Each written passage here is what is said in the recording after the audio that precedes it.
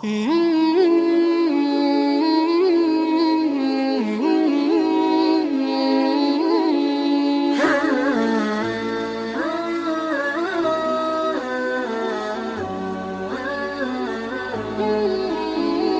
میں ہے کہ اللہ کے نبی علیہ الصلوۃ والسلام نے فرمایا کہ میری امت کے اندر 4 باتیں ہمیشہ رہے گی، قیامت تک چلتے ہی رہے گی، جو زمانے جاہلیت کے اندر بھی رہی۔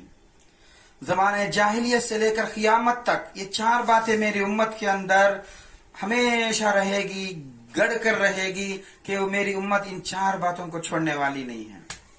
سب سے پہلی چیز کیا ہے؟ حسب نسب پہ فخر کرنا۔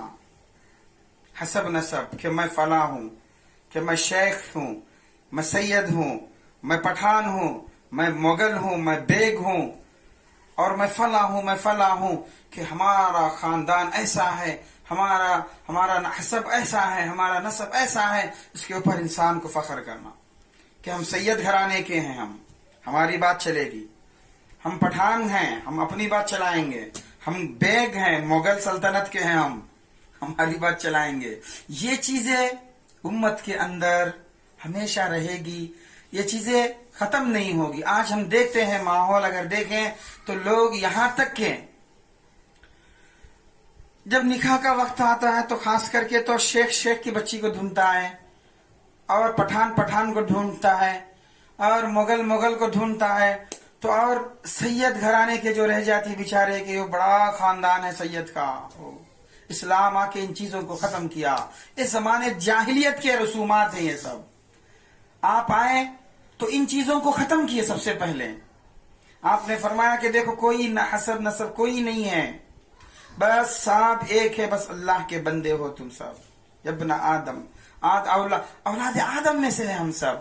تو یہاں تک کہ بعض لوگ تو اللہ معاف کرے سید گھرانے کے لڑکیوں کو نکاح نہیں کرتے۔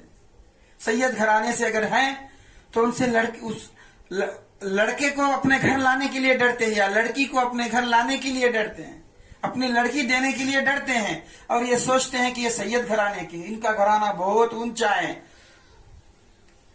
اگر یہ بچی سید گھرانے والی ہمارے گھر میں آ کے جھاڑو دے دے تو ہمارا گھر چلے جائے گا۔ ہاں، سید عربی لفظ ہے، اگر دیکھیں تو سید اور سید دونوں بھی ہیں، یعنی سردار۔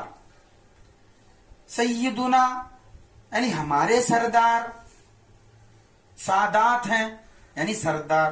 جب سادات کا مطلب یہ وہ نہیں کہ جو اللہ کے نبی علیہ الصلوۃ والسلام، بعض لوگ اپنا دعویٰ کرتے ہیں کہ ہم سادات میں سے، یعنی ہمارا نسب جو ہے چلتے چلتے نبی علیہ الصلوۃ والسلام تک پہنچتا ہے۔ تو ہے، اگر تاریخ کے اندر آپ کا نسب ہے تو ٹھیک ہے، مبارک ہو آپ کے لیے، لیکن نبی کے گھرانے سے ہمارا تعلق ہے کہ ہم نبی کے گھرانے والے ہیں، کہ ہمارا گھر کسی ایسے ویسے کو ہم نہیں دیں گے، یا نبی کے گھرانے والی لڑکی ہیں تو ان سے نکاح ہم نہیں کریں گے، اس لیے کہ جب سید گھرانے سے ہم لڑکی کو لائیں گے تو اس کو اگر گھر میں کام کرے گی، گھر میں جھاڑو دینا پڑے گا، ہمارے کپڑے دھونا پڑے گا، پھر برتن صاف کرنا پڑے گا، تو ایسے وقت میں نبی کے گھرانے کی لڑکی ہمارے گھر میں ہے تو ہمارے گھر میں نحوست ہوگی، نعوذ باللہ۔ یہ کہاں سے مسلمانوں آپ لوگوں نے ایجاد کر کے رکھا ہے کہ آپ نے تو امت کی بیٹیوں کی زندگیاں برباد کر رہے ہیں۔ جا کے ذرا دیکھیے، حالات پہ ذرا نظر ڈالیے کہ کتنے ہماری بچیاں گھروں کے اندر سید گھرانے والے بیٹھ گئی، جن کی عمر 18-20 کی عمر میں شادی ہونا تھا، 30-35 کی عمریں آ گئی۔ میں ایک جگہ گیا تھا کہ جس گھر کے اندر 4 لڑکیاں ہیں، اور سب سے چھوٹی لڑکی کی عمر 30، سب سے چھوٹی، اور سب سے بڑی کی کیا ہوں گی پھر؟ اللہ، صورت ہے، سیرت ہے، حسن اخلاق ہے، سب کچھ موجود، لیکن پھر بھی نکاح نہیں ہو رہا ہے۔ کوئی تیاری نہیں ہے شادی کرے سید گھرانے کی لڑکی سے۔ معاف کرے میرے دوستو، اللہ ہمیں معاف کرے۔ ہم نے کیا اپنے آپ کو ان رسموں کے اندر اور ان رواجوں کے اندر اپنے آپ کو ڈھکیل دیے ہیں۔ ہم اسلام ان چیزوں سے بالا تر ہیں۔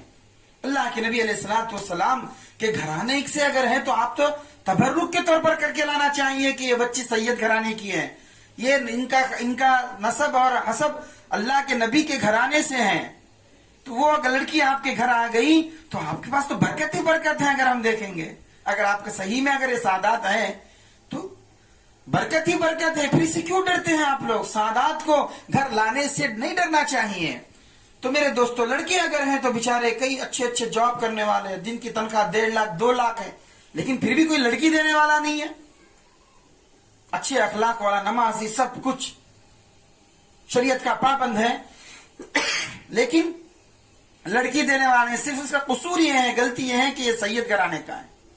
اس لیے میرے دوستو یہ ہمارے عموماً پورے ہر جگہ پر، خصوصاً ہمارا جو علاقہ ہے اس علاقے کے اندر یہ ان باتوں کو ختم کرنی چاہیے. اگر ہم ختم نہ کریں تو یاد رکھیے زمانے جاہلیت کے اوپر ہم جمے ہوئے ہیں. اللہ ہمیں معاف کرے. بہرحال اللہ کے نبی علیہ الصلوۃ والسلام فرمایا کہ جو لوگ قیامت تک اسی رسم و رواج کے اوپر جو زمانے جاہلیت میں کرتے رہے اسی کے اوپر جمے رہیں گے. اور دوسری چیز نسب پہ فخر کرنا اور سامنے والے کو تانا دینا کہ بھائی ہم فلاں نسب کے، ہمارا باپ وہ ہے، ہمارا باپ وہ ہے، ہمارا باپ وہ ہے. پدرم سلطان بود کہ میرا باپ تو بادشاہ تھا، ارے میرے باپ تو وہ تھا، میرا باپ وہ تھا، میرا باپ ایسا تھا. تیرا باپ کیا تھا؟ پٹیچر تھا. تیرا باپ تو گھٹیا کام چپل سینے والا تیرا باپ تھا. تو کیا ہے؟ قیامت یہ زمانے جاہلیت کی رسوم ہے، یہ کہ زمانے جاہلیت میں اس طرح ہوتا تھا کہ لوگ اپنے نسب پہ فخر کرتے تھے کہ ہمارا نسب ایسا، ہمارے باپ آبا اجداد ایسے ایسے ہیں. مستقل بیٹھ کے اشعار پڑھتے تھے، مستقل بیٹھ کے اس کے اوپر باتیں ہوتی تھی کہ فخر جتاتے تھے. یہ چیزیں زمانے جاہلیت میں تھی تو اللہ کے نبی نے فرمایا قیامت تک رہے گی، یہ چیزیں قیامت تک رہے گی اور لوگ کرتے رہیں گے. میری امت میں یہ دوامیت کے ساتھ چلتے رہیں گے. تو تیسری چیز آپ نے فرمایا کہ ستاروں سے بارش کو طلب کرنا. زمانے جاہلیت میں ہوتا تھا اس طرح سے کہ بارش کے لیے کرتے تھے، بارش کے لیے ستاروں سے مدد مانگتے تھے اور بارش کے لیے دعائیں کرتے تھے. دعائیں کرنا اللہ سے الگ چیز ہے، لیکن یہ چیز دیکھنے میں آتی ہے کہ ہمارے یہاں بھی ہم دیکھتے ہیں کہ پہلے ہی نیوز میں خبر آ جاتی ہے کہ اب بارش ہونے والی ہے یا بارش پڑنے والی ہے، اتنے دن تک بارش رہے گی، یہ ستارہ وہ ستارے سے ادھر چلے گا اور ادھر بادل ادھر آ گئے، ادھر یہ ایسا ہو گیا، طوفان آنے والا ہے. یہ سب چیزیں چلتے رہیں گے. لوگ بارش کے لیے پوجے کریں گے، یہ کریں گے، وہ کریں گے. بہت سارے ایسے ویسے مسلمان بھی نا قابل برداشت کام کرتے رہیں گے، لیکن یہ سب جو ہوگا اور اسی طرح سے ہوگا جیسے اللہ کے نبی علیہ الصلوۃ والسلام نے کہا ہے. جو آخری بات ہے وہ میت کے اوپر یعنی مرنے والے کے اوپر نوحہ کرنا، رونا، گڑ گڑانا، چیخنا، چلانا، اپنے بال کو کھینچنا، ناخنوں سے چہرے پہ گیس لینا. یہ زمانے جاہلیت کے اندر اس طرح ہوا کرتا تھا کہ عورتیں مستقل ہوتی تھی تو ان کو لایا جاتا اور ان کو پیسے دیتے اور روتے تھے بیٹھ کے اور نوحہ کرتے تھے اور اپنے بدن کو، کپڑوں کو پھاڑ لیتے اور اپنے بالوں کو نوچ لیتے اور اپنے چہرے کو نوچ لیتے، بالوں کو کھینچ لیتے. اس طرح کی حرکتیں کرنے والے مستقل عورتیں عرب کے اندر موجود رہتی تھی. مرنے کے اوپر خاندان والے ان کو بلا کے بٹھا کے نوحہ کراتے تھے. تو آج کے ماحول میں تو یہ چیزیں نہیں ہیں کہ پیسے دے کے بلا کے رونے کے لیے بٹھا دینا، اس طرح تو نہیں ہے. لیکن میت کے سامنے اس طرح بیٹھ کے سر پٹکنا اور بالوں کو جھٹکنا اور چہرے کو کھینچنا اور واویلا مچانا اور چیخنا چلانا اور اپنے سینے پہ ہاتھ مار کے کرنا. بعض عورتیں تو ایسی حد تک نکل جاتی ہیں کہ ایسے الفاظ کہتی ہے کہ یا اللہ میرا ہی بیٹا ملا تھا، تجھے دنیا میں کوئی نہیں ملا تھا، یا یہ میرا ہی بھائی ملا تھا، دوسرا کوئی اور نہیں ملا تھا، یا میرا ہی شوہر ملا تھا، تجھے اتنے لوگوں میں یہی مل گیا، بلکہ اپنے آپ کو بہت کفریہ الفاظ تک کہہ دیتی ہیں. ایسی چیزوں سے میت کے سامنے بیٹھ کر رونا منع ہے، بالکل منع. یہاں تک کہ حضرت سیدنا عبداللہ کہو یا قاسم کہو یا ابراہیم جو بھی ہو، اللہ کے نبی علیہ الصلوۃ والسلام کے فرزند جب انتقال کر گئے تو آپ خاموش رہیں. صرف آپ کی آنکھوں میں آنسو جا رہے تھے. صحابہ نے دیکھا کہ یا رسول اللہ آپ بھی رو رہے ہیں.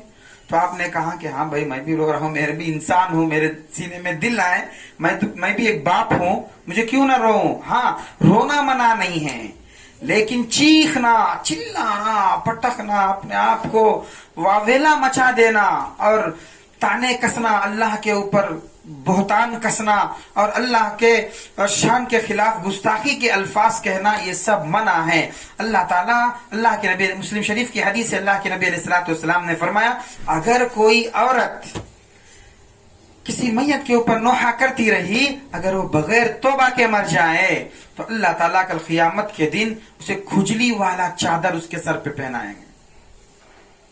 اسی لیے جہاں بھی ہو، کہیں بھی میت ہو، کوئی انتقال کر جائے تو بس اس کے لیے، ان کے لیے دو آدھے خطرے آنسو کے بہا لیے، پھر اس کے بعد ہم ان کے لیے مغفرت کی دعا کرنی چاہیے۔